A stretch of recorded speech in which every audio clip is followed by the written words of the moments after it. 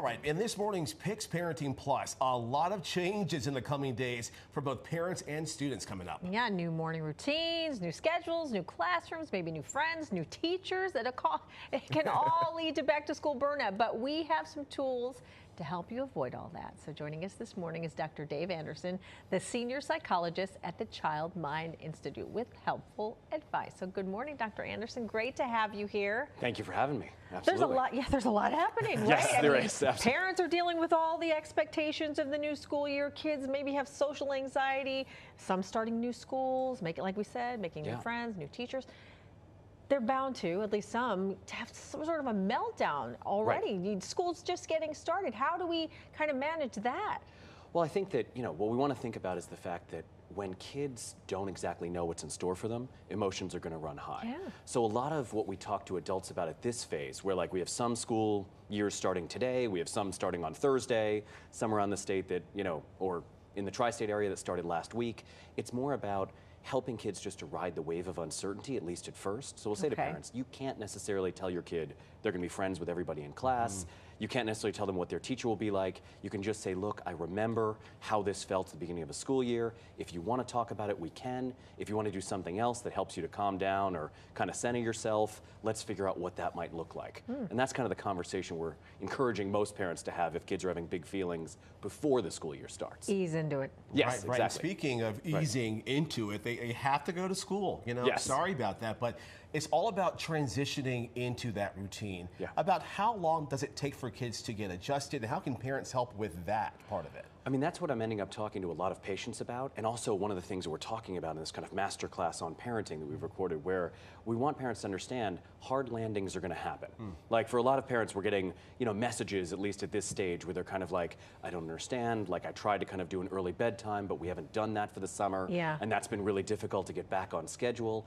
So what we focus on is this notion that routines tend to take weeks to build up, not just days. So we know kids might be tired for the first few days of school. That's okay. They're kind of getting back from their summer schedule. And our focus is just making changes incrementally. You're working bedtime back by a few minutes. You're working back into morning routines with breakfasts and time pressure. And our focus is just trying to stay cool during all of those different routine, changes. Yeah, try to be patient. Yes. In the meantime, you say try to fill your cup. What does that mean? So a lot of this it's changing terminology around parental self-care. So I think when we use the term fill your cup, the reason why we're using that is because when a lot of parents hear the term self-care, they say, this is the beginning of a school year. I have too much to do. I've got my own job to balance with my kids. Wait, are you in my head right now? Right, exactly. Like, it's too indulgent. I don't have time for a massage or a spa day or something like that, and I couldn't afford it anyway. So it's more that we want parents to think on a more small scale. What fills your cup? What can you do in 1 minute or 3 minutes? Can we mindfully enjoy a cup of coffee? Can we enjoy the walk back from dropping the kids off at school? Can we think about some way to move our bodies or feed ourselves that helps us to de-stress? And that's really what we're trying to think about with parents, is how can you find those small moments in the day that maybe make it so that you can be more the parent you're hoping to be for your kids because you've spent a little bit of time, just a little bit, filling your cup and not feeling like you have to be a martyr just for this phase of the school year. You also encourage the use of the pre-MAC principle. Talk more about that.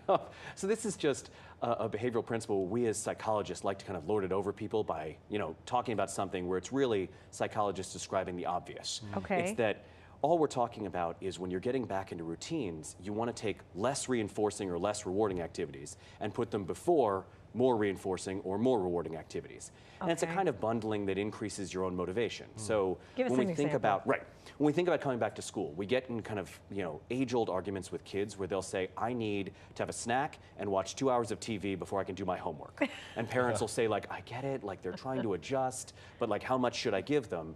And our answer is, they've got to do the homework first. Like as we're getting back into these routines, you want homework first, then kind of the rewarding activity where maybe they're getting to watch a show. Now granted, you might give them a snack just to kind of fuel them up.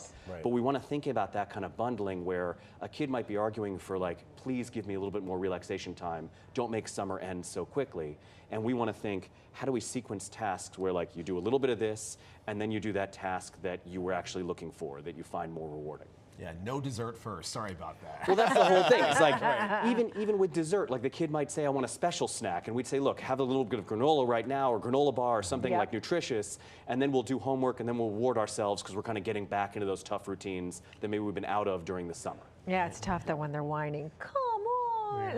Well, that's exactly it. I mean, I have a 9-year-old and a 6-year-old. So a lot of this for me is just like, all I'm doing is taking my afternoon and saying like, okay, let's figure out how we can bundle these tasks, how I can make this applicable for other parents. All right. All right. Well, Dr. Anderson, thank you so much for joining us this morning. Absolutely. Well, thank you for having me. Yeah.